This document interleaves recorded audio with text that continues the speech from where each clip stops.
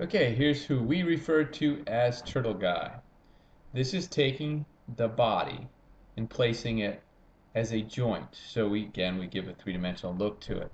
Ignore for right now arm raise, twist, leg raise, and all these things here. Those are the tests and the treatment things that we'll use, but it's not geared for this presentation. So what we have here is the body, okay, and the hands and the legs, and then in the center is a center of balance or gravity.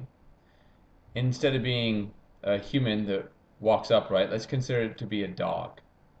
All right, so in our example, the dog hurts its back right leg.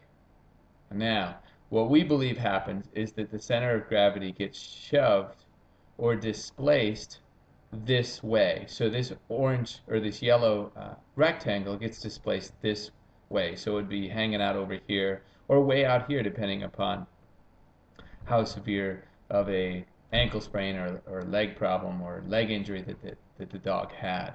Now, as it's being displaced out here, we now then see what the body's always trying to do to heal itself.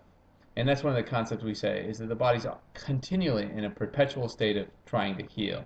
And if this rectangle is down here, the yellow one, the only way to bring it back into center, all right, is to use the other leg, okay, so that'll bring it back to midline. And by using the other, or the two upper extremities, it brings it back to center.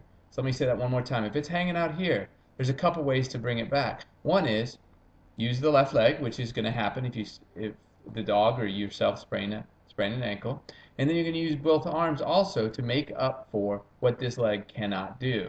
And so what we say is what's occurring is the leg that's injured should get suspended and not used just by observation of nature. But over here, you'll notice that these other extremities that are still working get displayed or take on more work. And what we decided to do is what would happen if we took and made those extremities do even more work. And that's when we found, wow, this is pretty cool. What happens? We began playing with it, and it's a blast. And now my only thought process is, hey, this rectangle's been displaced which way? We actually can use some of this stuff up here to determine where it's displaced with a pretty cool, neat process. All right? But that's the whole essence of this entire program, is that your center of balance is off. And this can be a shoulder joint. Let's say this is a shoulder joint, okay? Or it's still the body. You have a y-axis, you have an x-axis, and you have two rotational axes, which are called Z1 and Z2. There's one, and there's another one. So if I have problems, if I cut you down the middle with a sword, the opposite of your right shoulder would be your left shoulder. And after people get into TMR and they see some of the other theories, they go, oh, that's pretty neat. I can grab that. But Tom, why in the world does my right hip fix my right shoulder? And I say, because you're a three-dimensional being. And the other dimension you have is, what if I took a sword and cut you at the belly button? Well, the opposite of the right shoulder would be the right hip. And they go, oh, I kind of grabbed that. But what about, how in the world does a right shoulder get fixed with a left hip? And I say, well, if I diagonally cut you right here, the opposite of the right is left. So when we talk about treating with opposites, that's what we mean. You've got to look at yourself as a three-dimension.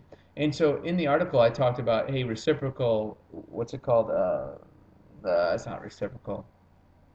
Anyways, where if it's an arm problem, they're beginning to look more, if it's an elbow problem, they're beginning to look at the neck and the wrist and the upper arm and forearm and stuff. And we're saying that's great. And a lot of people talk about reciprocal inhibition, but reciprocal inhibition at this time still talks about agonist, antagonist. Some of it, the research is showing going from left side to right side. But what I'm saying is I want to know what in the world happens when this calf is restricted.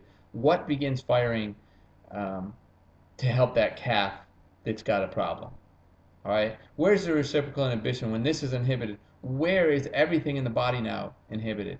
Because we're connected with the spine, much like a snake is, I'll say, is one thing's messed up, other things are messed up. In fact, I can even show you that every apex of the spine and every valley of the spine, when one's messed up, typically they're all messed up. I can't necessarily tell you which side they are on, but that's why I know, and I can take your entire body and do that apex valley all the way down to your toes and show you when one is messed up, several of them, if not all of them, get torqued. And when I say they're not messed up, they just have to compensate. All right, I hope that helped out with an analysis of why this works. It's a joint move, but we're using the full body. And instead of us physically taking the joint and moving around, we just let them assess it themselves. All right, I hope you enjoyed it.